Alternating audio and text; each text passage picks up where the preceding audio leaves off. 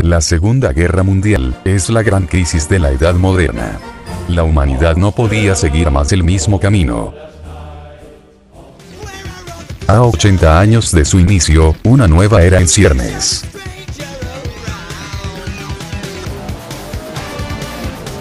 Los primeros días.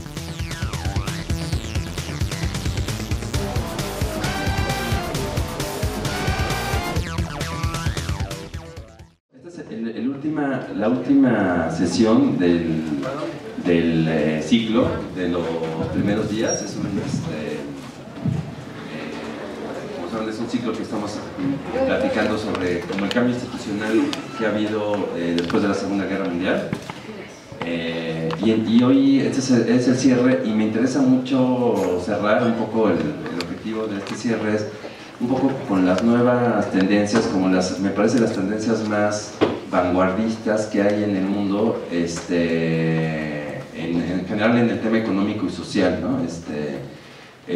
La última sesión nos quedamos un poco con después que comentamos con José Luis el tema de la película La Caída, cómo había habido como un fin de época, ¿no? Muy dramático, ¿no? Sobre lo que sucedió un poco después de la Segunda Guerra Mundial, y cómo después de la Segunda Guerra Mundial como muchas cosas se están reacomodando. Y entonces a partir de la primera década del siglo XXI ha habido como que algunas tendencias como que en el marco geopolítico donde están como regresando algunos nacionalismos, el discurso del proteccionismo está otra vez muy fuerte, está también otra vez fuerte el discurso antimigrante, y entonces como que nos podemos quedar con una percepción de que las cosas están evolucionando, y ese es el debate justamente que intentamos provocar, como que están evolucionando en algo similar a lo que sucedió en los años 30, ¿no? Usando como símil la famosa República de Weimar en Alemania, que era una república democrática y acabó en lo que todos conocemos, el desastre totalitario del nazismo. Y entonces como que me parece muy oportuno el presentar ahora a dos amigos míos, uno ya está en camino, pero vamos empezando, que hablan un poco sobre cómo, no obstante lo que sucede en el tema geopolítico, ahora tenemos, gracias a la tecnología, pero también como a una serie de derechos mucho más generalizados que las democracias permiten ahora, en el cual vivimos en un mundo como mucho más abierto y mucho más integrado. Hay un proceso muy avanzado de crecimiento, digamos, de interacciones individuales. Es una forma, me parece interesante de ver, que está impactando, más allá de lo que opinen los políticos. Hay todo un movimiento, no sé si oculto, porque sale en los medios, es una tendencia transparente, pero seguramente no con la prensa que debería de tener, pero que está transformando el mundo de una forma más profunda de lo que a veces pensamos. Entonces, para mí es un honor invitar a mis amigos con los que además tenemos un proyecto muy interesante. Vamos a empezar con Mario. Mario es un ingeniero en caminos, en caminos y puentes, así se llama en España, él es español, entonces ya toda la terminología es distinta, que son ingenieros civiles, y bueno, ya son en camino, y tiene un posgrado o posgrados en términos de administración en el ESADE, en la Harvard Business School y en Babson College. Es director de EOS Venture, y es una empresa que se dedica, está como muy como ubicada en la innovación financiera o en la innovación tecnológica aplicada para temas financieros básicamente, ¿no? Pues tienes la palabra, Mario. Felicidades, bienvenido.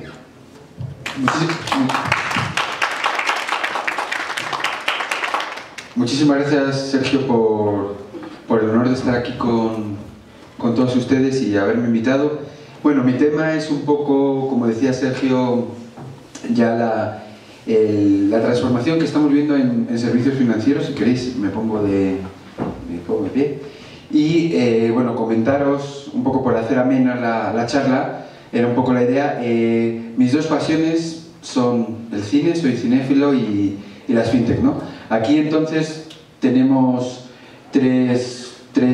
dos películas y una película y dos series.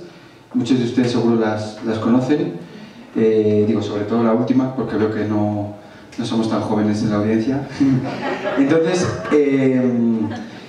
el punto importante aquí es, a mí me gusta mucho la analogía, ¿no?, que hago entre La Casa de Papel, ¿no?, y lo que estamos viviendo hoy en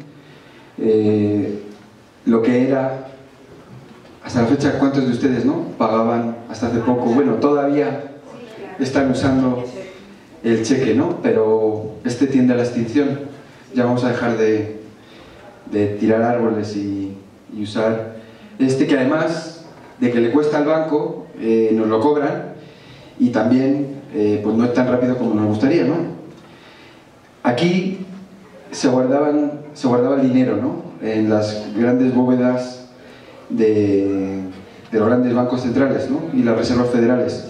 Hoy ya esto, como sabéis, pues son más apuntes contables digitales que están resguardados en grandes cajas de acero, ¿no? La regulación, bueno, pues históricamente para la banca ha sido todo un tema poder tener una licencia bancaria. Hoy en día, como de hecho estamos viendo con Sergio, pues tiene un grado de complejidad importante, porque no deja de ser modelos regulatorios los que estamos viendo, por ejemplo, en el nuevo ecosistema fintech, con la nueva ley fintech que gracias a Dios México es punta de lanza de Latinoamérica. Es el único país con regulación fintech y el único país que ya tiene fintechs que han presentado su solicitud de licencia, ¿no? Entonces, bueno, el impacto de la innovación sobre la banca tradicional es fortísimo, ¿no?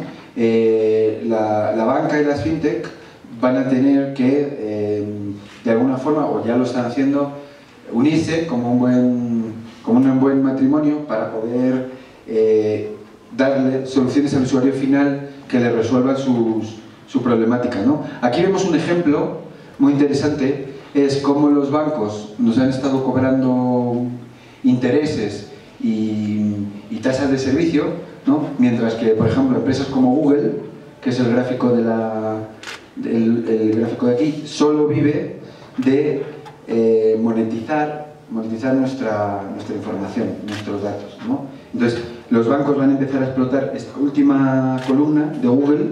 Google va a empezar, o quiere empezar, a entrar en las otras columnas que no tiene. Entonces, bueno, este es un debate interesante, ¿no? Bueno, hace no tanto tiempo, 6 años, las empresas más capitalizadas del mundo están aquí representadas, ¿no? Teníamos ExxonMobil, PetroChina, Walmart, el fondo de Berkshire Hathaway, y hoy en día, y esto es del año pasado, y hoy todavía está más fuerte, ¿no?, las 5 empresas más grandes del mundo son tecnológicas, y son empresas que utilizan nuestra data para monetizar, como hemos visto antes. Entonces, está claro que el mundo ha cambiado, ¿no?, un poco en la línea de lo que nos decía Sergio, ¿no?, que ha pasado de la Segunda Guerra Mundial para acá, ¿no? Aquí, bueno, deciros también que hay un fenómeno que muchos de ustedes conocen, que es la ley de Moore, ¿no? Los cambios son exponenciales. En los últimos 2 años estamos viendo más cambios y más consumo de información que en toda la historia de la humanidad, ¿no? Eso es un dato muy relevante, ¿no? Aquí, por ejemplo, bueno, vemos algunos datos muy curiosos, como, por decir, poniendo algún ejemplo, ¿no?, JP Morgan en Estados Unidos, me voy al último cuadro, la última fila, como JP Morgan en Estados Unidos, con 235.000 empleados, puede estar haciendo lo mismo que una empresa de servicios financieros tecnológica, una fintech, con 400 empleados, ¿no?, en términos de valor de empresa, ¿no? Y bueno, no sé si alguno de ustedes es usuario de alguna de estas tarjetas, bueno, sobre todo la de Amazon. Esto era una ilustración que hicimos hace tiempo, antes de que Apple sacara su tarjeta. Si ven, esa no es la tarjeta de Apple, ¿no?, pero por ahí iba lo que iba a lanzar, ¿no? Esto tiene como 2 años. Y bueno, Google, Facebook, o sea, los que llamamos las Big Techs, hay que contar las chinas también, que no están aquí, pues ya se entraron al mundo de los servicios financieros, ¿no? Bueno, antes un banco te resolvía en una banca electrónica diferentes servicios financieros, ¿no? Y te daba de forma vertical todo lo que necesitaras, ¿no? Productos de ahorro, productos de inversión, productos de crédito, hipotecario, lo que requirieras, ¿no? Hoy en día lo que se está viendo es que la especialización para la creación de una banca de bancas o una banca de fintechs es un fenómeno, ¿no? Nosotros estamos trabajando en algunos proyectos donde lo que se ve es que se crea un servicio único para el cliente no sabe que detrás tiene, como en este caso, en esta slide, como veis, por más de 50 fintechs que les están dando servicios de manera especializada, ¿no? Bueno, ese es un poco ese concepto. Aquí, bueno, el ecosistema fintech está creciendo. No sé si escucharon la noticia de hace una semana y media que Francia determina un fondo de 5 billones de euros para el impulso de las fintech, ¿no? Francesas.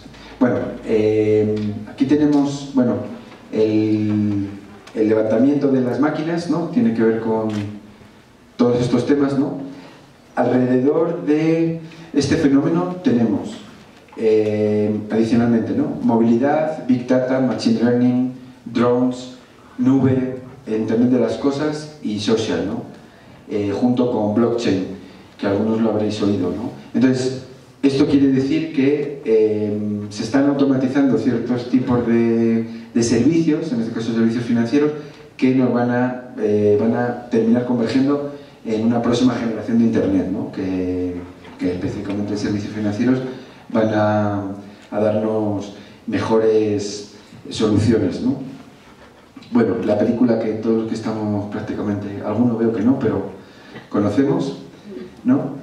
Esos son los extraterrestres que están llegando al mundo de la banca tradicional, ¿no? Representado. Y es que la gente en general ya perdió desde la crisis del 2008 la fe en los bancos. Y el principal activo que los bancos tenían era la confianza, como algunos de la audiencia me está diciendo, ¿no? Me está apuntando.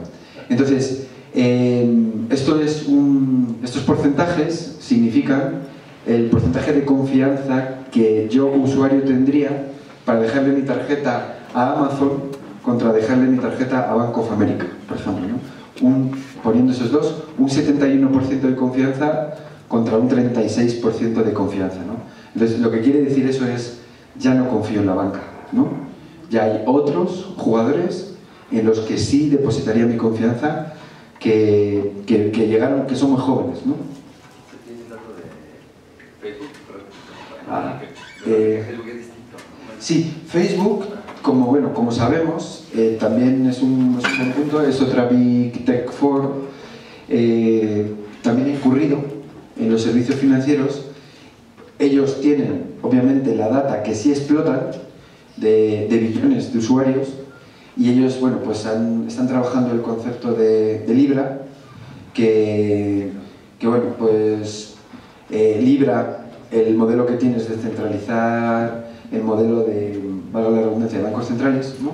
Donde tengas una moneda que, porque tengo una red social tan importante y tan desplegada en todos los países, pueda ser muy bien adoptada muy rápido, ¿no? Es un poco la tirada de Facebook con su fundación Facebook, que es la dueña de su activo Libra, ¿no? Algunos países no han aprobado la llegada de Libra, pero si hay un país que lo adopta, pues eso puede ser que detone para el resto del mundo, ¿no? Bueno, es una muy buena pregunta. Bueno, la amenaza fantasma, ¿no? El lado oscuro de la banca tradicional.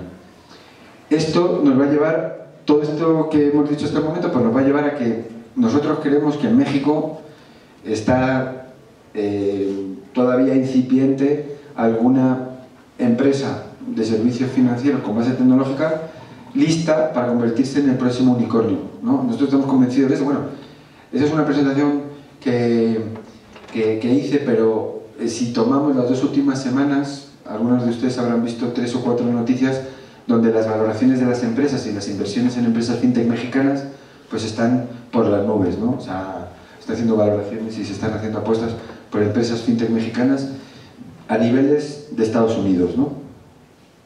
Bueno, el World Economic Forum reconoce 6 clústeres de innovación disruptiva en servicios financieros, empezando por el primero de arriba a la izquierda, la primera slide de pizza, ¿no?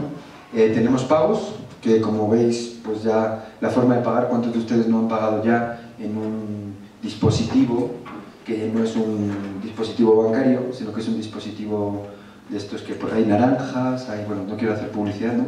Hay diferentes marcas y colores y que se asocian al celular del tendero, ¿no?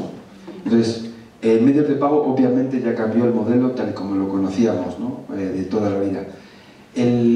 La creación de mercados tipo marketplaces, como veis aquí en color rosado, también ha nacido un fenómeno muy interesante de mercados, de plataformas de mercados de oferta y demanda, ¿no? La gestión de inversiones, naranja, nos permite empoderar al inversor con modelos de trading social, de inversiones sociales, ¿no? El crowdfunding, muchos de ustedes habrán escuchado ese concepto, empodera al usuario para poder invertir pequeñas cantidades, por ejemplo, en nuestro caso, ¿no? Nuestra plataforma de real estate, RealBlock, permite, mediante crowdfunding, el invertir desde pequeñas cantidades a muy grandes cantidades en desarrollos que dejan retornos de inversión antes solo vistos para inversiones institucionales, ¿no? Entonces democratizas el acceso a inversión de alto retorno, ¿no?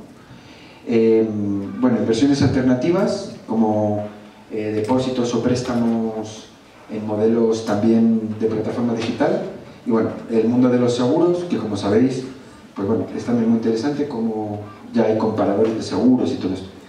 Bueno, yo para terminar y cerrar, bueno, no estoy aquí para dar consejos, pero en este mundo de las fintech, si les interesa, les diría, disfruten del viaje, pues es un viaje muy interesante, no subestimen el poder del lado oscuro, es decir, los bancos todavía tienen algo que decir, no van a quedarse de brazos cruzados, tienen capital como para no quedarse de brazos cruzados, y estén hambrientos y no creamos que lo sabemos todo, ¿no? Tenemos mucho que aprender de lo que está sucediendo, ¿no? Y nada, muchas gracias por venir.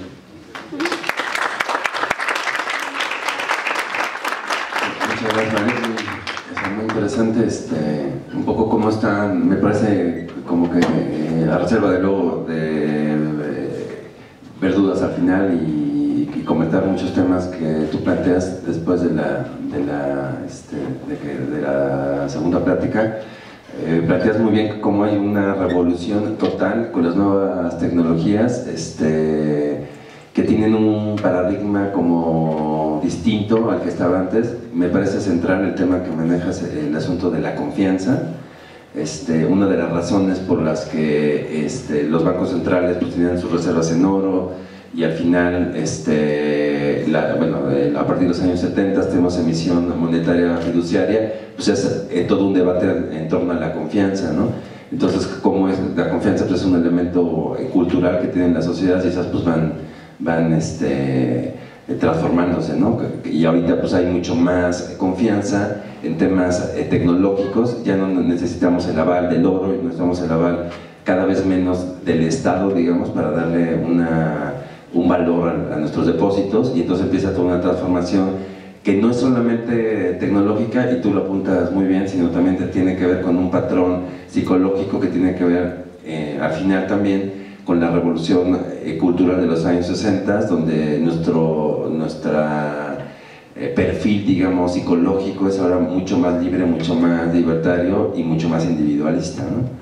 Muy bien, bueno, le voy a pedir a Gilberto si puede pasar, mientras César, que está atorado en el tráfico, está por llegar, pero me gustaría que nos ayudaras con la presentación y en cualquier momento ya está con nosotros, ¿no? ¿Por qué no abres una ronda al público mientras? Sí, prefieren, sí, si quieren, entre que están, sí, lo prefieren, ok, sí, muy bien. ¿Tú quieres hacer algo? Sí, me parece súper buena idea.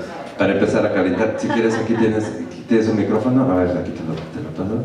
Sí, tienes razón, sí, mejor así no. Gracias, jefe. Gracias, hermano. Adelante, José Luis. No, pues es muy importante que el seminario que conmemora la Segunda Guerra Mundial termine con un capítulo importantísimo en la historia del dinero. Si hay una historia apasionante desde el Neolítico para acá, es precisamente las formas por las cuales las sociedades establecen formas de intercambio en donde van básicamente esos dos elementos, la forma física del dinero y la confianza. Pero entonces asistimos pues en nuestros días a un momento en el que el dinero, cada vez más abstracto y cada vez más inmaterial, incrementa la necesidad de esa confianza, pero en momentos en los cuales las sociedades complejas, las sociedades de mercado, las sociedades de riesgo y las sociedades mundializadas empiezan a tener serias lagunas de confiabilidad. Es decir, la mundialización no está siendo pareja, pero a su vez sí, las nuevas formas del dinero cada vez más integradas. Es muy interesante, por ejemplo, que Facebook sea una de las instancias que supuestamente tiene, según datos, de 2.000 millones, el país más grande del mundo, 2.000 millones de seres humanos cuya confiabilidad y data personal entra en juego dentro de este nuevo mundo de confiabilidad que requiere intercambio de valores. Entonces, efectivamente, asistimos a una nueva forma de capitalismo que va a requerir de una apropiación social del conocimiento y lingüística. Porque sí es muy interesante, tú que eres español, Mario, ver cómo el idioma español se va viendo sometido a una oleada de términos en inglés. Anglicismo. Es muy interesante eso. O sea, ¿cómo vamos a apropiarnos en nuestra lengua de un fenómeno que va a requerir además de, insisto, una nueva forma cognitiva de confiabilidad y de ejercer la confianza, a la luz de lo que significa el papel de la banca anterior, que está perdiendo credibilidad y que llega a una nueva forma de institucionalidad mundializada, más abstracta, que requiere además de unas formas de conocimiento social y redes sociales que entren a esas formas de intercambio, porque lo más interesante es en países que tienen como grandes cuotas de informalidad, donde la gente tiene resistencia cultural a dejar de usar el papel moneda, y donde las secretarias en instituciones como esta no quieren que les deposites en el banco, ellas quieren ir a cobrar su dinero al banco, ellos quieren sonante y contante, como una forma cultural de confiabilidad. Entonces es muy interesante además también ver cómo México es uno de los países que es vanguardia en esto, pero sin embargo es un país muy heterónomo, muy heterogéneo, en donde la polarización del ingreso es muy acentuada. Entonces sí es muy interesante ver cómo estas formas en los próximos 10 años nos vamos a enfrentar a una nueva cultura de la valorización de tu trabajo. Sí, de hecho hay una paradoja en lo que comentas, ¿no? México es el país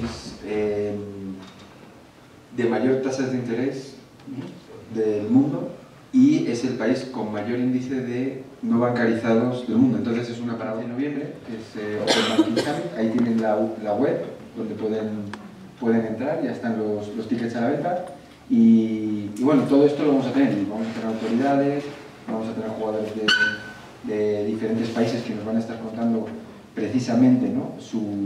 vamos a traer, por ejemplo, en ese tema que comentaba José Luis de inclusión financiera, ¿no? El presidente de la Asociación de África, que nos va a estar contando, va a haber un grupo financiero mexicano muy importante que va a estar viendo, que está trabajando en inclusión financiera, que va a estar viendo con África cómo estamos respecto a ellos. Ellos, por ejemplo, ya tienen, veis que ya se lanzó CODI, ¿no?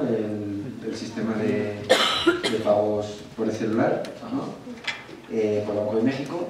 Esto es una gran ventaja que tiene México versus el resto de países, porque nos permite que sin que nadie pague la transacción, o sea, no lo paga el comercio, no lo pagas tú, no lo paga el banco, tu banco, no lo paga el Banco de Comercio, no lo paga nadie, lo paga el Banco de México, quien está procesando la operación por ti. Obviamente lo que se quiere es la bancarización el objetivo es conseguir la bancarización fiscal en el país. Entonces creo que eso es una gran noticia que va a ayudar a que se promueva este tipo de, como decía muy bien, de que ya el dinero no es uniforme, no es material, no es físico, ¿no? Ya no, las economías más desarrolladas del mundo, que comentaba muy bien Sergio, ya adoptaron estos modelos, ¿no? Tú en China ya puedes en Shanghái escanear tus productos de la compra con el celular y te los llevan a casa, ¿no? O sea, el metro, ¿no? Entonces, creo que, como bien decías, el mundo está cambiando y bueno, nosotros con los proyectos que estamos haciendo conjuntamente con Sergio y su grupo, pues queremos poner ese granito de arena, ¿no? O sea, la idea es poder poner ese granito de arena en un momento que, te digo, que está todo por hacer, ¿no? Claro. No, y ayer llegó nuestro gran ponente, César. Bueno, no, básicamente es a favor, pues, de que consideramos que todo esto ocurra a favor de la emancipación social, el perfeccionamiento social, mayores índices de eticidad y confiabilidad en la sociedad, para que haya una mayor capacidad de acumulación de capital a nivel nacional, a nivel mundial, a nivel personal, porque al final de eso se trata, ¿no? Estas formas tan sofisticadas tienen que traducirse en formas en que se libere en ese mismo camino a los seres humanos del trabajo manual y la explotación.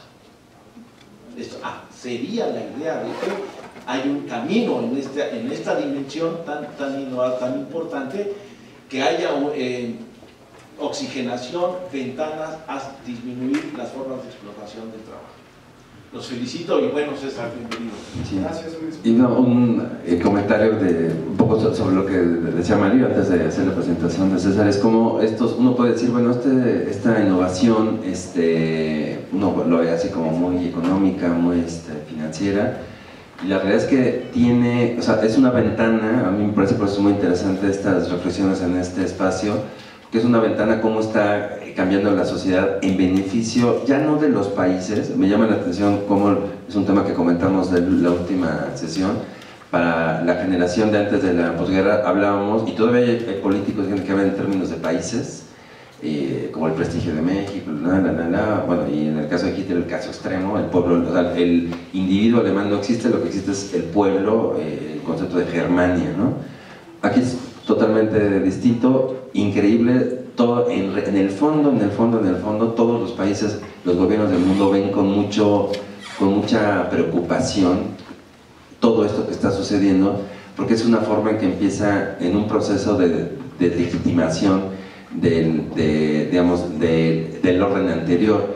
Y aquí Mario pone un ejemplo como me parece muy concreto. ¿Por qué las tasas de interés que pagamos en México? Peor aún, el caso que me parece que es casi que pues un escándalo es lo que pagan, por ejemplo, los trabajadores mexicanos para mandar sus remesas a México. Es un abuso total, hay a veces que pagan hasta el 25%, o sea, es un abuso. ¿Por qué no se pueden hacer mecanismos más eficientes? En gran parte por una serie de regulaciones internacionales muy complejas, que solamente bancos grandes, y no solamente grandes, o entidades financieras grandes, y también hay que decirlo, bien conectadas, es decir, oligopólicas, es una realidad del capitalismo nacional de todo el mundo, que así funciona la economía, pues tienen un control monopólico, generan barreras de entrada que al final las pagamos todos. estos sistemas son muy corrosivos porque rompen fácilmente esas barreras y claro, al final los gobiernos tienen que medio empezarlas a regular. Eso es un tema muy actual, es un tema que hoy está pasando en México con la ley FinTech, que la podemos interpretar desde esa perspectiva, es o la medio regulan o si no van a acabar totalmente desmantelados, ¿no? Y al final son tendencias que se encontrará la forma de poder evitar para que, y al final un poco el debate de fondo es, no tanto, hay un debate entre la soberanía nacional, que todavía hay gente que le importa, a mí me parece, y el bienestar individual. En la medida, claro, los gobiernos tendrán que ir cediendo control y al final pues tenemos la posibilidad que la tecnología ya te da, y hay muchas empresas y hay muchos mecanismos que ya están existiendo disponibles para dártelo. ¿Para qué? Para un ejemplo, para que un trabajador, en lugar de pagar el 25% de lo que está enviando a una comisión con el pretexto de que debe haber un control de lavado de dinero, bla bla bla bla bla, no sé qué, pues le pague un centésimo de dólar a una empresa que ya está en disposición de operar hoy, o sea, ya pueden operar, nada más es de que el gobierno quite y facilite que eso pueda darse. O sea, es una revolución muy interesante que la tecnología nos permite. Bueno, pues ahora sí presento a César. César Cochillo es ingeniero industrial por la Universidad Panamericana y tiene un posgrado en la Universidad de Wharton. Él ahora se dedica, estuvo en Pemex mucho tiempo en temas financieros y ahora está colaborando en muchos asuntos que tienen que ver justamente con estos proyectos como muy innovadores, ¿no?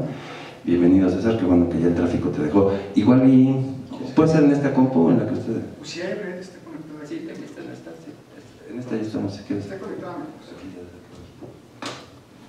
Porque hay varias ligas en la presentación. No es excusa, pues esa explicación estaba muy lejos de este lugar, ¿no?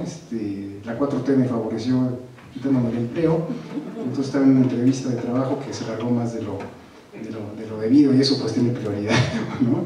Porque de ahí come uno. Muchas gracias Sergio, Mario por la invitación. Lamento mucho haberme perdido la historia de platicó Mario. Si quieres, para no ser más,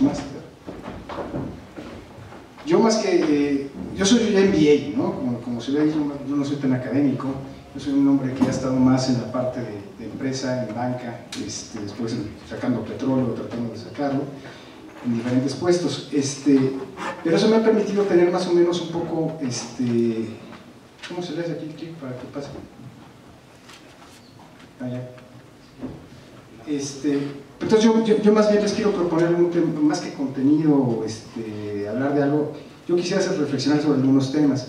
La vez pasada, cuando inauguramos este foro, me pareció muy interesante cómo terminó. Siempre son interesantes las conversaciones del señor Talancón y de Sergio, porque por un lado, según entendí, Sergio apuesta más a que la tecnología y el mundo se mueva a las decisiones individuales y nos empodera a los ciudadanos, cosa que creo coincido plenamente.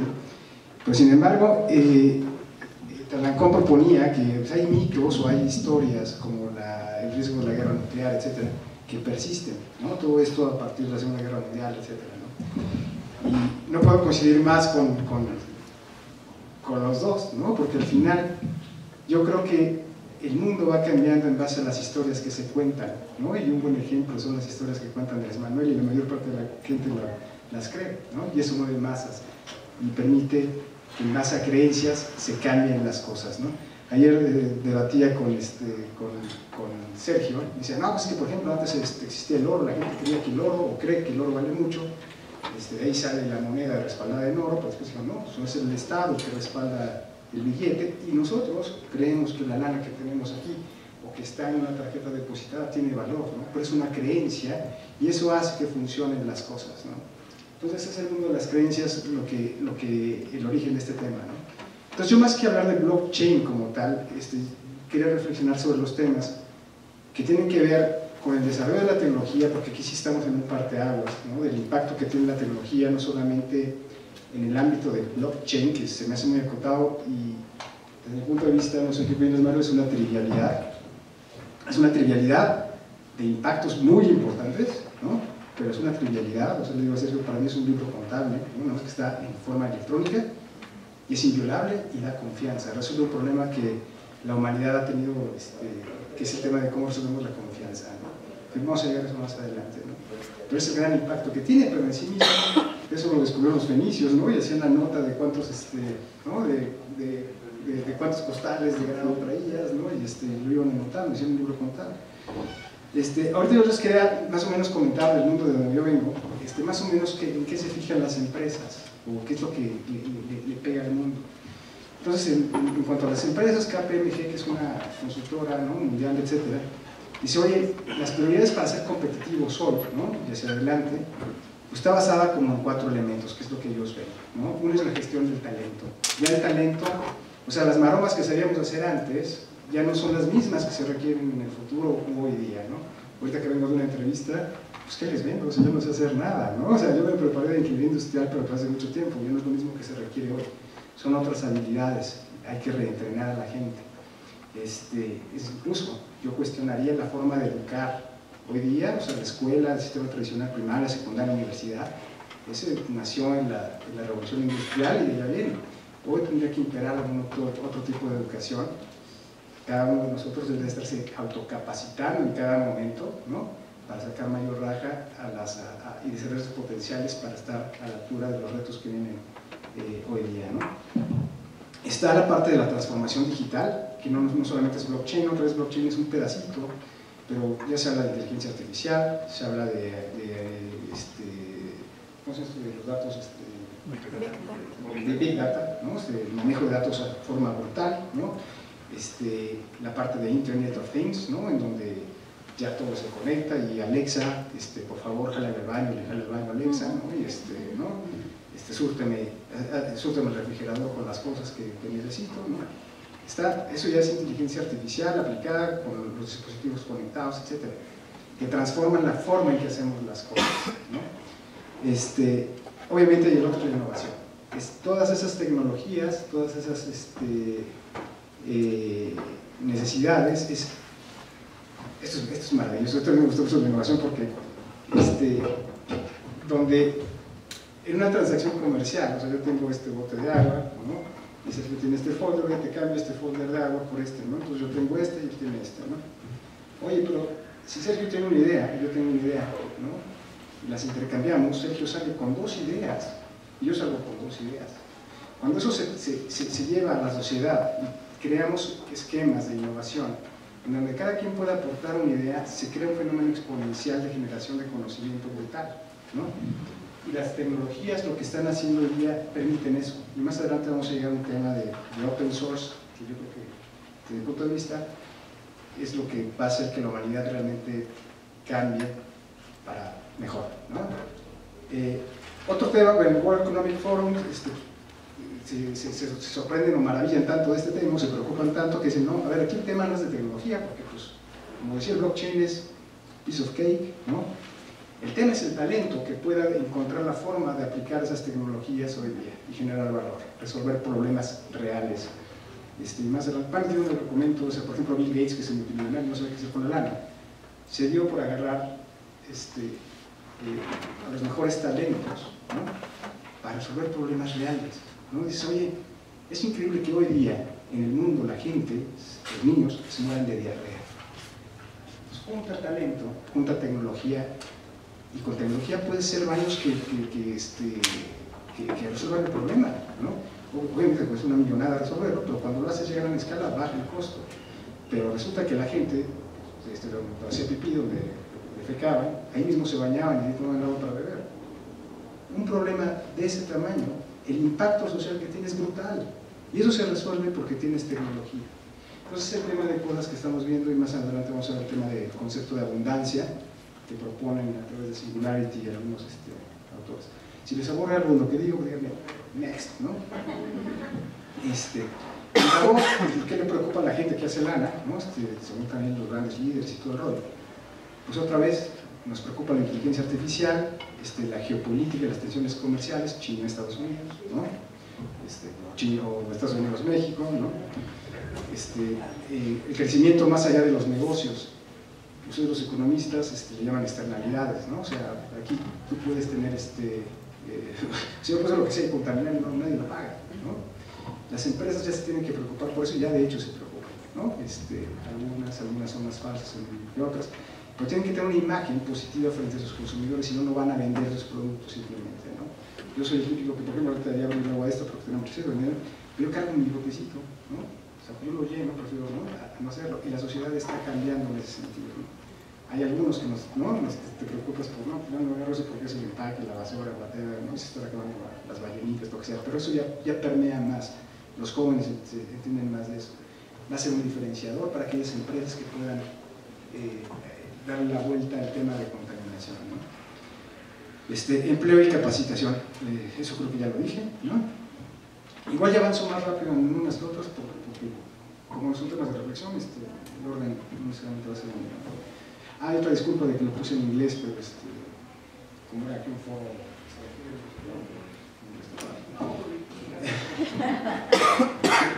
quedó medio pocha, ¿no?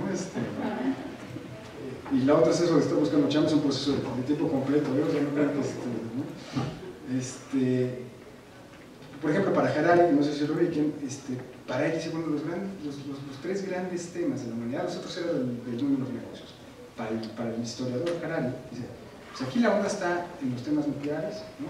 En el cambio climático y en las tecnologías disruptivas, particularmente inteligencia artificial. Y bueno, y acá nuestra amiga que acaba de dar la nota y que Trump le atacó, dice, esto no es de que es de gustarle o no gustarte en Facebook, eso es algo relevante. ¿Y por qué es tan relevante? ¿O qué es la parte interesante de este tema? Es que ese tipo de problemas no se resuelven con lo individual, ¿no? Son problemas tan grandes, o sea, el tema de cambio climático no es que nos pongamos de acuerdo, ayuda mucho porque luego vemos cómo. Pero al final es un tema donde la humanidad, o sea, ya ni un país, ni un municipio, ni nada, sino el mundo tiene que estar de acuerdo en cómo le vamos a hacer para resolver el tema del cambio climático, ¿no? El tema de una guerra nuclear, como decías, un riesgo de un conflicto nuclear, es un conflicto que se acaba con todos nosotros, ¿no? O sea, no nada más con el oso polar, o sea, acaba con la humanidad como la conocemos. Entonces son temas que requieren no solamente de tecnología, o la tecnología puede ayudar a resolver esos problemas, sino que requieren de la colaboración de la gente. Y otra vez, ahí, digo, por si se me olvida decir más adelante, aquí es donde entra el tema de la historia.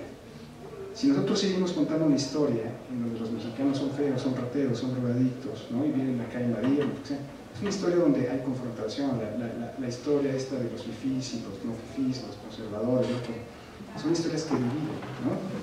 Entonces nuestra capacidad de hacer la diferencia, digo, no quiero ser pesimista, pero lo voy a poner de salvar el mundo o hacer un futuro mejor, depende de que nosotros, los humanos, podamos crear mejores historias, que podamos creer. Así como creemos en un billete de $1, tenemos que creer que esto se puede solucionar de una manera colaborando, ¿no?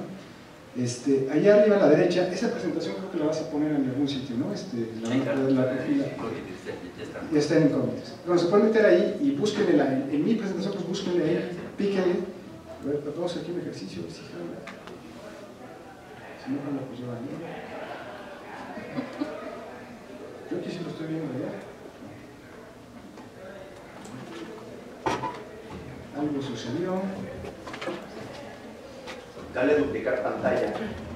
¿Por qué duplicar si es una liga? Bueno, hay una cosa que se llama,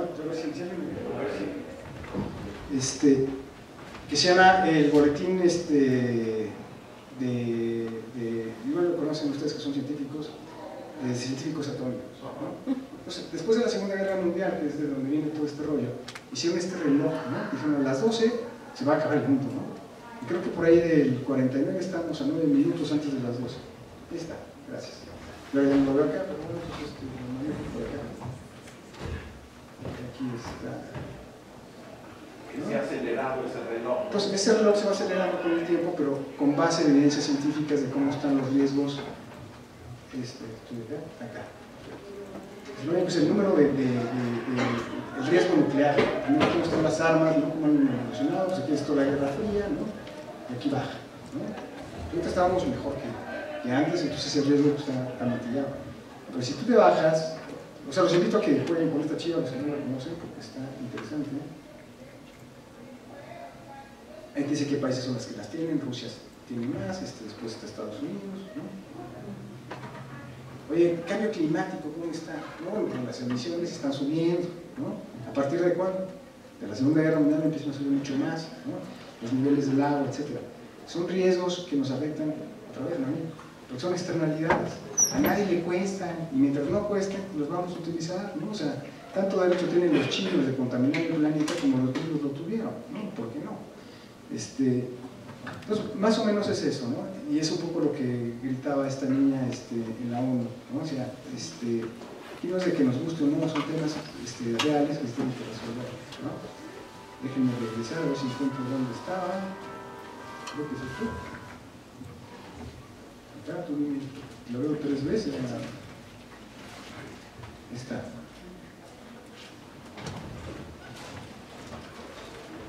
Bueno, para hacer la tecnología, sé muy poco de tecnología, pero... ¿no? Bueno, ¿para qué me invitan? La culpa no es mía, la culpa es el que me invitó.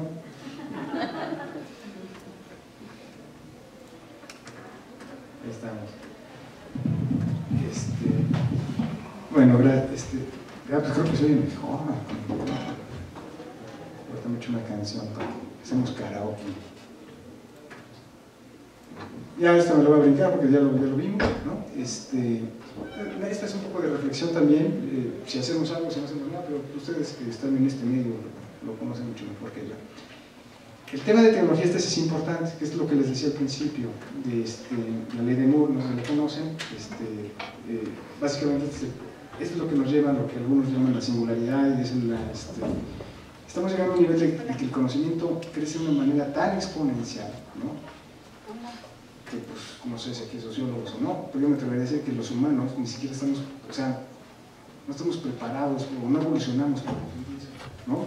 Tenemos que reinventarnos para poder convivir con la tecnología, ¿no? Como parte de nosotros mismos, ¿no? Se habla que ya podemos vivir, nuestra generación, igual vive 100 años y nuestros chavos tal vez vivan más, ¿no? Si se te fregó el corazón, pues nosotros, ¿no? Es comer un Stern, ¿no? Y compras uno nuevo, ¿no? Compras un hígado, ¿no? No sé cómo vaya a ser. Pero es un mundo que tenemos que empezar a ver cómo vamos a aprender con él. Pero esto es una ventaja también, que si lo usamos a nuestro beneficio, puede tener muchísimo impacto en la sociedad, ¿no? Aquí, en lo que es inteligencia artificial, es como la anterior era cuántas empresas, y un poco también relacionándolo con la de innovación, se están detonando desde 1995 al 2015. Es exponencial otra vez el crecimiento que tienen las empresas de inteligencia artificial. Y cuando tienes inteligencia artificial, pues ya no se requiere el cerebro humano, ¿no? Ni para manejar, ni para tomar decisiones, ni para... En la bolsa de valores creo que lo que opera son computadoras, ¿no? O sea, ahí analizas cómo sabe que va para arriba, que va para abajo, pues, ¿no? Tú no sabes quién está manejando tu dinero, es un algoritmo, ¿no? Y entonces el número de trabajos o empleos que también se requieren para eso, ¿no? O sea, inteligencia artificial es tener robots, pero los robots pues, son tontos, no hacen tontos, hay que enseñarles, tienen que aprender, entonces se crean también nuevos empleos, ¿no? Es un poco un resumen del impacto que va a tener en la fuerza de trabajo, el desarrollo de la tecnología, particularmente la parte de inteligencia artificial. El 14% de los empleos se van a perder, van a desaparecer. O sea, un taxista va a desaparecer, eso ya en el futuro no va a existir, ¿no? El que maneje coches porque quiere manejar una Mustang, lo va a hacer por gusto, ¿no? Pero no para transportar, eso va a cambiar. Y el 32% de los empleos se van a tener que rediseñar o reaprender, ¿no? Pues bueno, ahí están los retos de la sociedad, ¿no? Así que si no nos ponemos las pilas, puede ser que no tengamos una forma de sustento, ¿no?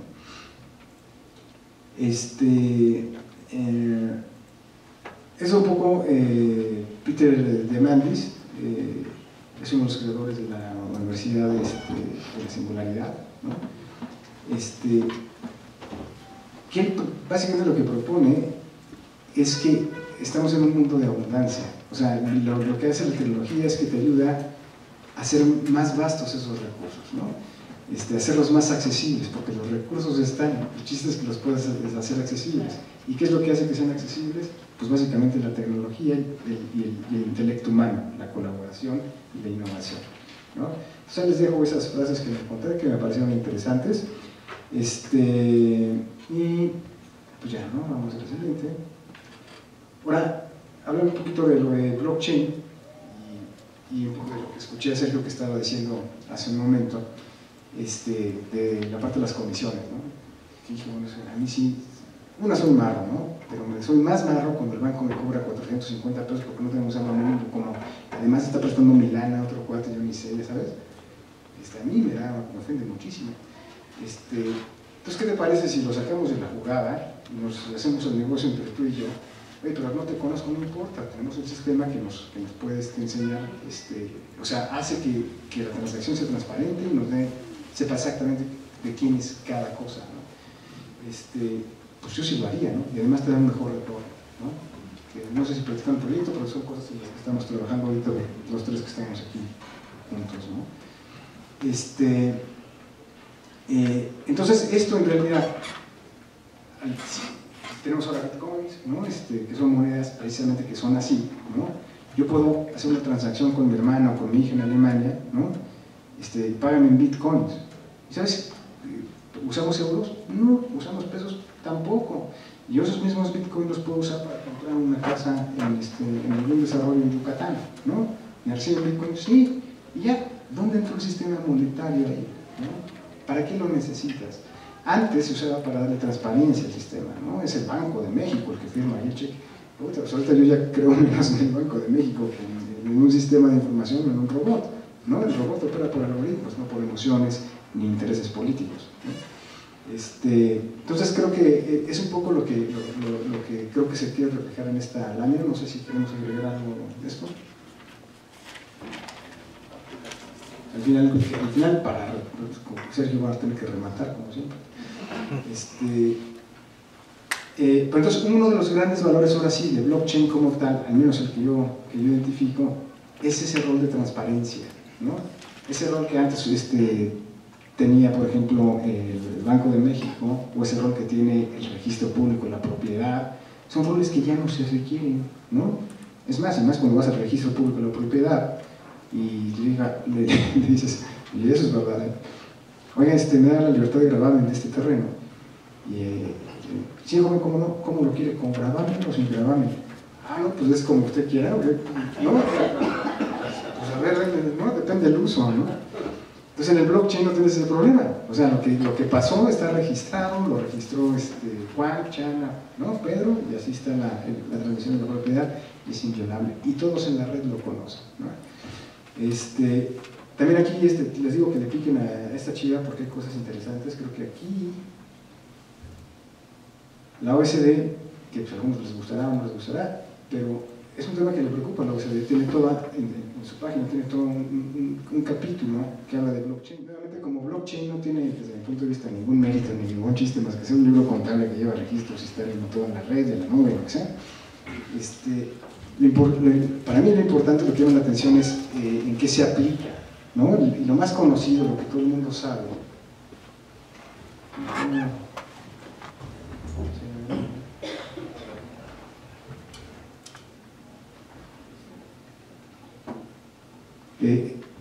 Dentro de... Gracias.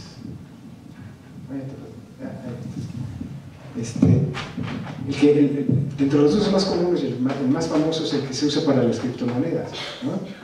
Y hay varias, y ahorita está la onda esta de que Facebook va a sacar su propia Libra, ¿no? La moneda esta, cosa que quién sabe qué va a pasar ahí, porque pues, sí puede ser algo que tenga muchísimo impacto, ¿no? Yo creo que le puede competir a cualquier banco central, además de una república chiquita, ¿no?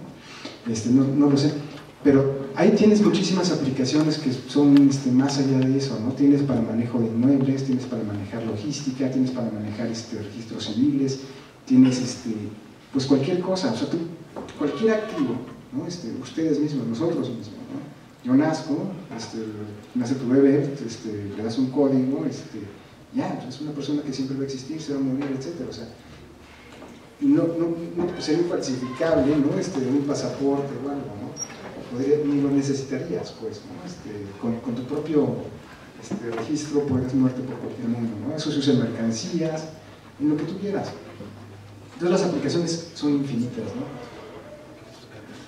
Y el hecho de que tenga aplicaciones infinitas tiene un impacto importantísimo en los procesos que se siguen asociados a esos activos. Entonces también los costos pueden reducirse de una manera muy significativa. Las transacciones que decía Sergio, ¿no? De mandar dinero, ¿por qué son tan onerosas? O sea, no se justifica, no hay ninguna razón para agregar ese valor. ¿Qué valor tiene pagarle un 5% de notario por una transacción que dé fe de hecho? Pues si ya está aquí, o sea, yo tengo una red, o sea, eso me costó un centavo nomás, o sea, no agrega absolutamente ningún valor, y es lo que está cambiando un poco la forma de operar el mundo. Es lo que decíamos de Libra. ¿Va a tener más videos? Esto. Esta yo lo voy a cambiar, ¿no? Pero bueno, a mí lo interesante de esta lámina es, no sé si conocen a Jack Fresco, ¿no? Este cuate, a mí me encanta porque yo lo conocí como a los 80, no lo conocí yo personalmente, pero lo descubrí cuando él tenía como 80 y tantos años, ¿no? En el 69, un gran año, ¿no? Donde yo nací, pues grandes pensadores. Jack Fresco sacó un libro, ¿no? Que se llamaba Zeitgeist. No sé si conocen el movimiento Zeitgeist o han visto la serie, está en YouTube y hay varios. Lo hizo este señor que es diseñador industrial. Yo creo que andaba en la onda New Wave y drogas, no lo sé, pero se empezó a imaginar cómo iba a ser el siglo XXI, ¿no? Y justamente el siglo XXI se lo imaginó como que lo que ya está sucediendo hoy, ¿no? Que en 69 me sorprendió, decía, oye, igual hay una computadora central, ¿no? O sea, no va a haber dinero ni nada de eso, ¿para qué quieres dinero? Lo que importa es la contribución. Cada persona va a agregar valor en lo que sabe hacer y la computadora lo va a mandar a donde se necesita eso.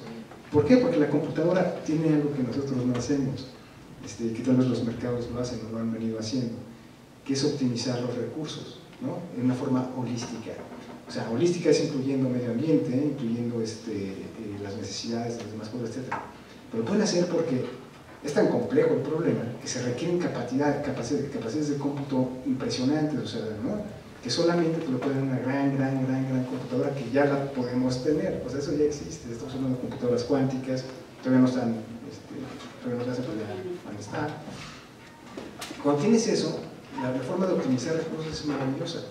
Yo me imagino, por ejemplo, no sé si algunos de ustedes tienen en su teléfono celular esas cosas o en su reloj, cuántos pasos te echaste, ¿no? Cuántas calorías tuviste, etc. Oye, pues también me puedes decir cuál es mi impacto ambiental de estar caminando por la calle o de consumir este producto y no, si puedo ir más, si me tomo una Coca-Cola o si fumo o no. O sea, que te vea de manera holística, ¿no? Que te computadora, ¿no? En escenarios, ¿no? ¿Qué pasa si hago A o B, etcétera?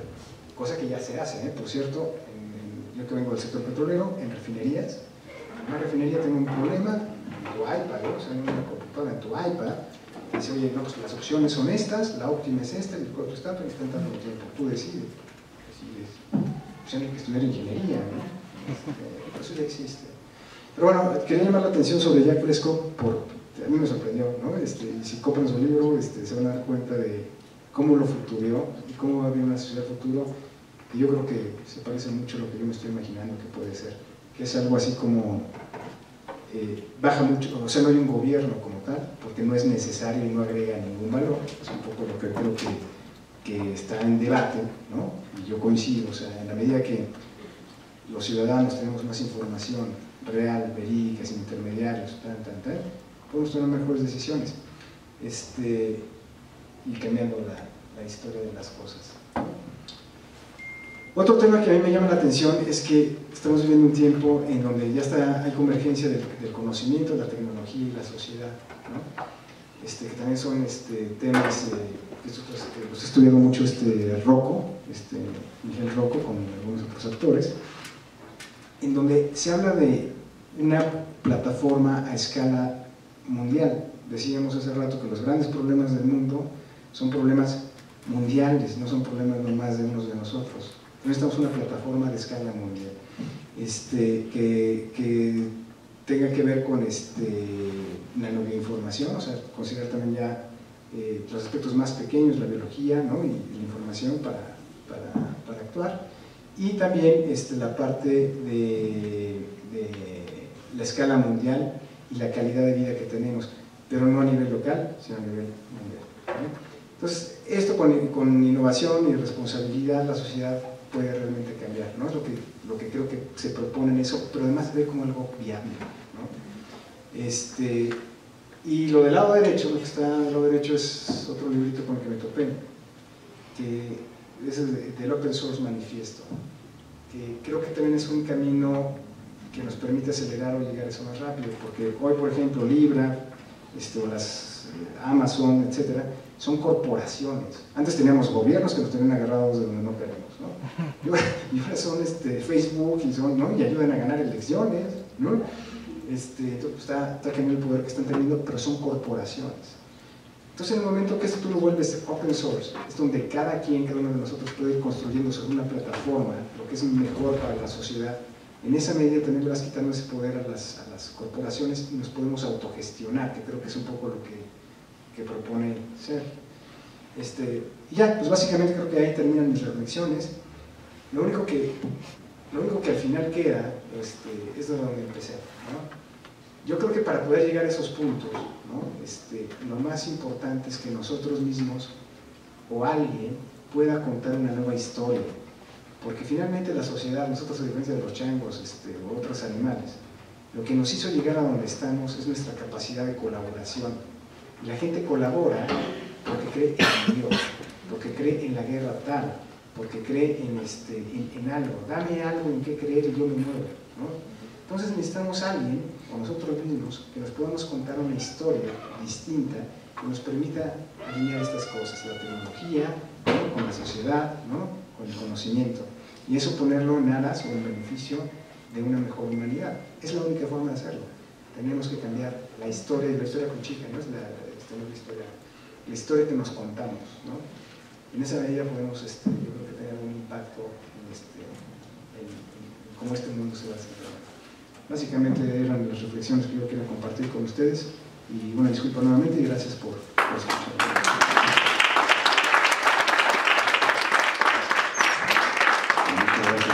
Muy interesante tu exposición. Yo creo que hay muchos puntos así que tocan temas que como que cierran, tocan y cierran como muy bien el ciclo que tuvimos, con una visión como, me parece importante, como optimista, ¿no? Que al final también es un poco realista, me parece, de lo que, como del futuro de la humanidad. Citas un libro muy interesante de Peter Diamandis sobre el futuro es mejor de lo que nosotros creemos, y si volteamos al pasado inminente, que apenas hace 80 años, estamos un poco, este ciclo arranca con la conmemoración de los 80 años del inicio de la Segunda Guerra Mundial. Me parece que hacia atrás tenemos un desastre monumental, pero que al final fue una caída, y ahorita pues se libera una serie de fuerzas que al final tienen que ver con las capacidades de colaboración e interacción que tienen todas las personas para generar que las cosas mejoren. Esa es una capacidad que la tecnología lo permite y que ya está, y que ya está funcionando, ¿no? Bueno, pues abro la discusión. Si alguien quiere tener una opinión, una reclamación, pues ese es el momento también de poderlo tener. ¿Tú quieres? Sí, a ver. Lázaro.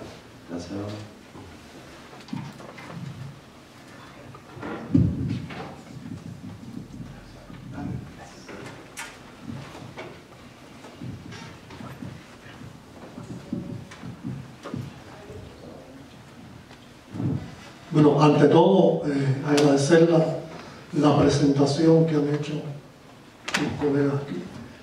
Una pregunta: ¿qué acciones pueden emprender los bancos centrales y la banca tradicional que no se quiera unir a esta línea de banca abierta, y a su vez cómo puede contrarrestar la banca abierta, estas tecnologías, una ofensiva de estos bancos centrales y de esta banca, la banca privada que no quiera participar? Eso es una pregunta. Un comentario también es que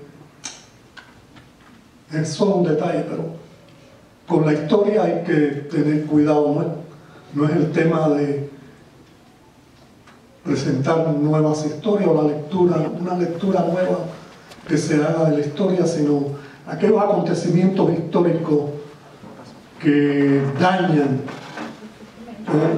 lo voy a decir de otra forma, hay que buscar que acontecimientos históricos no impidan el progreso y el desarrollo. Esa yo creo que es la lectura que se debe hacer.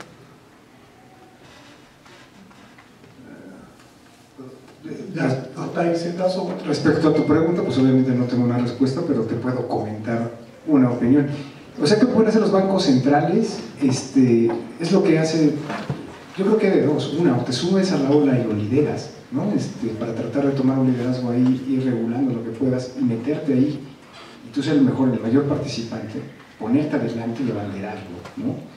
Creo que es lo más inteligente que podrían hacer. Y la otra, pues también depende de los países, ¿no? Encerrarte, ¿no? Que es al menos, por ejemplo, es lo que yo veo en países como México, ¿no? Que vamos para atrás, entonces en lugar de abrir más, te vas cerrando, ¿no? Y vas acortando las cosas, ¿no? Luego es más dictatorial, más fundamentalista.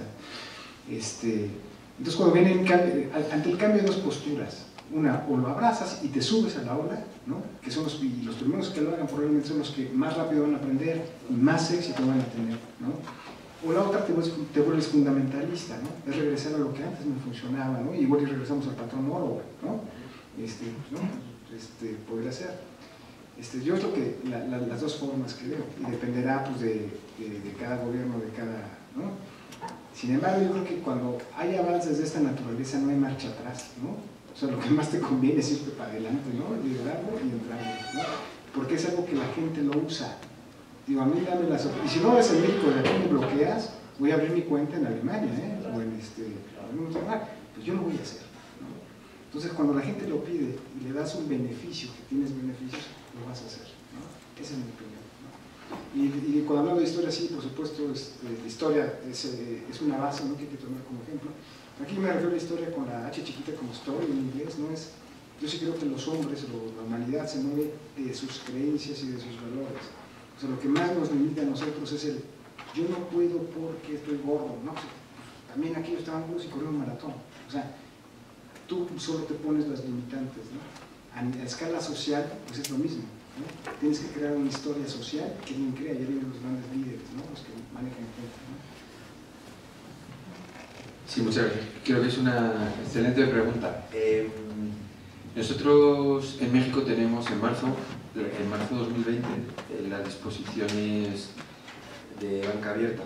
Y esto quiere decir que pues México, como bien decía César, ha adoptado el modelo de banca abierta.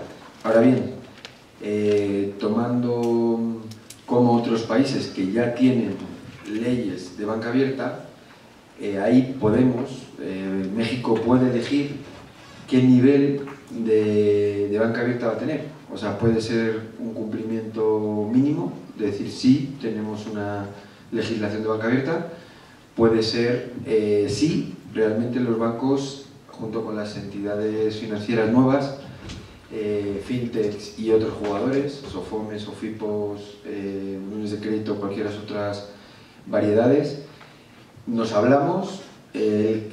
Si se entiende bien esa propuesta al mercado, lo que va a hacer es empoderar al usuario. Si conseguimos realmente, como un poco la línea que decía Sergio, ¿no? Cuando hablaba de Germania, ¿no? donde el pueblo realmente sí pueda decidir que sus datos sean usados y cómo sean usados, ¿no? Entonces creo que, bueno, en nuestra humilde opinión hay un antes y un después de marzo de 2020 y esto junto con los otros puntos que hablábamos, como la ley FinTech o como medios de pago CODI que el Banco de México ha absorbido el costo del procesamiento, el costo de la transacción, sí puede hacer que México, digo, fuera de temas políticos, más en un plano tecnócrata, sí puede hacer que México se posicione, como comentábamos antes, como una verdadera como un verdadero país donde realmente plantearte en nuestro caso, ¿no?, implementar un modelo financiero disruptivo y o captar inversión extranjera, porque este puede ser el país donde realmente florezcan los negocios financieros. Os voy a poner un ejemplo. Hace poco tuve la suerte de hablar con banqueros de inversión que son de la City de Londres, y ellos, algunos obviamente con muy buen conocimiento de lo que está pasando en el mundo, y lo que decían es, bueno, pues con Brexit o sin Brexit, un poco la línea que decía también César, ¿no?, de qué decides, aislarte o abrirte al mundo. Entonces nos decían, oye, pues yo es que me estoy planteando seriamente implementar mi fintech, dejar el banco de inversión, sin decir nombres, ¿no? Y irme, o sea, dejar mi zona de confort, donde no estoy nada mal, ¿no?, y irme a México por la regulación tan interesante que se tiene, a crear un banco digital nuevo, ¿no? Un nuevo jugador que le haga competencia a la banca digital, porque lo que decías, es tan noble el modelo financiero mexicano actual, digamos, previo a la ley fintech, que ha permitido que los bancos, y bueno, tenemos algunos colegas banqueros, con todas sus ineficiencias, hayan sido los países donde mejores resultados han tenido, ¿no? Entonces, y con todo el trato tan bueno que nos dan, ¿no? Entonces, creo que hay una oportunidad ahí muy interesante si este punto de Open Banking sucede, y sucede en su máxima expresión. Podemos ser otro país, y solamente por ese punto de servicios financieros de valor, ¿no? O sea, de acuerdo con Peter Diamandis, el futuro siempre puede ser mejor, ¿no? Muy bien, ¿alguien más tiene una...?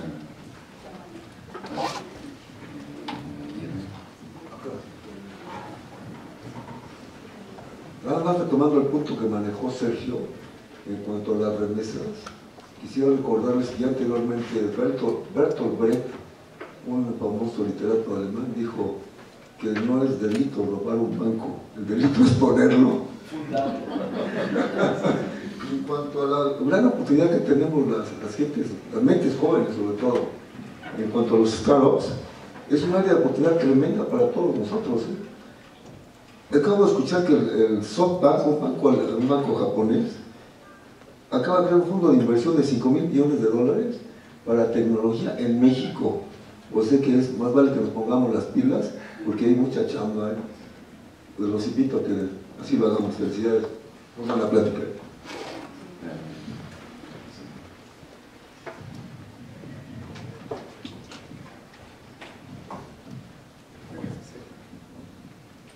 En esta nueva tecnología, ¿cómo uno va a tener la entrada para poder estar declarando impuestos?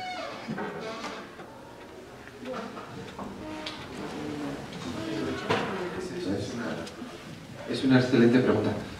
Yo tuve la suerte o la desgracia de trabajar para el SAT,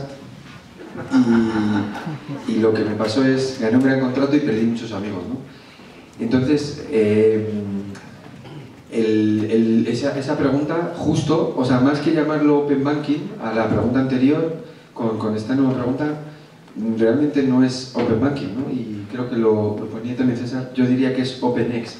Open, lo que quieras, toda la data de todos nosotros va a estar compartida en este modelo de Open Banking bajo nuestra autorización como usuario, ¿no? O sea, si nosotros no damos autorización de compartir esa información, no se va a dar, ¿no? Pero ya el SAT tiene, y es público lo que voy a decir, ya el SAT fue el primer gran jugador de México en tener vamos a decir, una plataforma, hablando donde entre los diferentes jugadores del ecosistema, vamos a decir, financiero o ecosistema económico, se comparten la información, ¿no? Eso ya existe, y es cuestión de tiempo que todas esas tuberías estén terminándose de conectar, ¿no? esto ya está, ¿no? Entonces sí va a cambiar la forma en la que pagamos impuestos. O sea, los mismos bancos ya son uno de los principales brazos recaudadores del SAT, donde ya, como habéis visto, ¿no?, te descuentan un ISR o te descuentan un impuesto aduanal o cualquier, ¿no?, cualquier tipo de miscelánea, como dicen ¿no?, los amigos del SAT, que aplique, ¿no? No sé si responde a Ramón. Ahora yo otra vez para variar no sé, ¿no? Pero lo que sí puedo decir es que pues van a cambiar las cosas y esto tampoco es la panacea, insisto. Si tú tienes un producto que cuesta 10 pesos masiva, ¿no?, y lo pagas con bitcoins, ¿no? Bueno, pues se paga con bitcoins, lleva un componente que de bitcoin que es impuesto y es el IVA y se lo tendrá que pagar el SAT, y el SAT deberá, si quiere jugar, pues deberá de tener una cuenta, ¿no?, de bitcoins en donde le pague los impuestos correspondientes, ¿no? O sea, se tiene que subir a la tecnología para poderlo aplicar en su propio beneficio, ¿no? Ahora, cuando tienes sistemas inteligentes y complejos, que otra vez la tecnología ya te lo permite, ¿no?, incluso puedes usar sistemas de confianza. O sea, yo no sé por qué el SAT tiene que conocer todas y cada una de mis operaciones. O sea, César dice que ganó 100, ¿no?, y tiene que pagar impuestos de 30, ¿no? Y ya nos paga. Y haces auditorías selectivas porque pues, hay algoritmos, hay estadísticas, etc. Vas ahorita, si César no, pues, pagó 30 pero debió haber pagado 60, pues a César no metes al bote porque para eso son las leyes, ¿no? También tenemos que partir de esquemas más evolucionados, ¿no? Que quiten burocracia e ineficiencias a todo el sistema, ¿no? Es así, bueno, yo creo que así es de fácil, ¿no? En realidad, uno de los de las luchas y en general digamos, como que de debate y del temor que tienen los estados a todas estas tecnologías es, claro, el tema fiscal, ¿no? Porque evidentemente esto te da digamos, requiere nuevas formas de fiscalización, ¿no? O dicho de otra forma, pues también te dan nuevas posibilidades de evasión fiscal, ¿no? Obviamente, porque tú puedes decir, pues a mí no me pagaron, a mí solamente me dieron un registro en Bitcoin, moneda que tú no reconoces, es decir, no es nada, ¿no? O sea, lo que pasa es que tú, si ya olvidemos de Bitcoin en Libra, pues ahí yo tengo un mercado de 2.000 millones de personas, que es el país más grande, entonces yo vendo mis cosas ahí y no me pagan pesos ni en dólares, me paga en Libra, y entonces, pues yo puedo voltear al SAT y decir, no, pues es que Libra es como un juego, como el turista, ¿no? Yo estoy ahí, yo tengo un registro y pues es un jueguito, entonces él me dio, pues sí, yo veo que a mi casa llegan cosas, sí, pues estamos haciendo un intercambio, por el trueque, que es finalmente la esencia del comercio, no se pagan impuestos, entonces pues tú tienes ahí. Entonces sí requiere medidas distintas de fiscalización, y yo creo que entonces implica un reto también al sector público, de que tiene que tener sistemas mucho más simplificados y directos, y posiblemente también tiene que tener un nivel de recaudación y de tasas fiscales mucho más bajas. Es decir, ahorita, contra lo que mucha gente opina, las tasas de fiscalización después de la Segunda Guerra Mundial, lo que vimos es que han cambiado y ahora son mucho más civiles. Originalmente el Estado se hizo para la guerra, ese es un antecedente importante. Hasta hace poco, los sistemas autoritarios, que eran los que dominaban el mundo hasta hace poco tiempo, se hicieron para la guerra. El socialismo básicamente se hizo para la guerra, era muy eficiente para eso. Y a partir del fin de la Segunda Guerra Mundial, ese cambio, hay un switch que la socialdemocracia tuvo, digamos, la gran virtud de entender y lograr, de hacer un switch. Ahora el gasto público es básicamente civil y ha ido aumentando. Yo creo que con estas tecnologías es momento que empiecen a disminuir. Yo creo que ahorita tenemos niveles en promedio 40% del PIB, más o menos es lo que los gobiernos de todo el mundo cobran. México debe estar por el orden del 28-30%. Me parece que son datos, o cifras muy altas. Yo creo que si hacemos una reingeniería, podemos obtener servicios públicos, un tema de redistribución del gasto público eficiente con niveles, ya hay estudios al respecto, del 12 o 15%, y con eso se resuelve sin mayor problema. Así como que lo que vamos a tener que buscar es sistemas como más eficientes. Ahorita mismo estamos en esa lucha, estamos en ese tema, los gobiernos están muy preocupados por todo lo que puede empezar a suceder y van a tener que actuar en consecuencia, ¿no? ¿Tú quieres hablar? No, yo creo que está muy bien planteada la mesa, la cantidad de problemas que estamos viviendo, pero que básicamente se dirigen hacia, César lo señaló, un mundo de mayor abundancia. Mayor abundancia, mayor capacidad de riqueza, mayor productividad en el trabajo humano, mayores revoluciones tecnológicas, a lo que llevan es a hundir un esquema de privilegios anticuado, a un mundo poco transparente, a un mundo de paraísos fiscales, a un mundo de personajes como Fernández de Ceballos, que debe una cantidad de impuestos tremenda y que no, o sea, ese mundo se está hundiendo, ese esquema de privilegios, y la gente que se privilegiaba se va a oponer a esto. ¿Por qué? Pues porque es una oleada de mundialización que está demostrando que los estados nacionales están rebasados. Estados nacionales que no cumplieron con sus bases sociales, estados nacionales que permitieron la evasión fiscal, estados nacionales que gracias a la oleada de Reagan de liberar la regulación, desregular el capital financiero en los 80, generó una cantidad de paraísos fiscales donde las élites perfectamente se atacaban de la risa personajes como Fernández de Ceballos para depositar la capacidad de ahorro en los países afuera. Ese mundo se está acabando. Yo creo que toda esta revolución que se ha estado comentando en esta vez es muy importante, porque a lo que se dirige es a un mundo más transparente, más ético y más justo, siempre y cuando haya, y ahí es donde está el punto, es decir, ¿quién es el juez del juez? ¿Quién es cuando decías este asunto de que el algoritmo y la misma tecnología va a distribuir y va a mandar recursos, cada uno va a aportar recursos a la torta social, todo el mundo va a aportar recursos y automáticamente hay un mecanismo que distribuye. El asunto es quién va a programar esa distribución, es decir, es una discusión con la teoría del valor, es una discusión con el asunto de quién decide cuánto vale algo. Es decir, volvemos a los temas clásicos de la economía en términos de si las cosas valen porque la gente las necesita, porque escasean, o porque son abundantes, o porque hay trabajo humano adentro. Es decir, ahí hay un tema interesante de quién es el que va a dirigir el algoritmo, o el algoritmo en términos de las necesidades sociales en una economía mundial en donde los estados nacionales, tal como los concebimos históricamente, están haciendo agua, están desapareciendo. ¿Por qué? Porque la misma abundancia hace innecesaria su existencia, porque hay un mecanismo de producción y distribución que los capitales financieros, en este grado de sofisticación, hacen obsoletos los sitios de mecanismos del Estado tradicional y fiscal. Si la gente va a pagar impuestos porque sabe, como en Escandinavia ocurre, que la gente sabe que perfectamente le pueden quitar el 40-50% de sus impuestos y perfectamente está feliz porque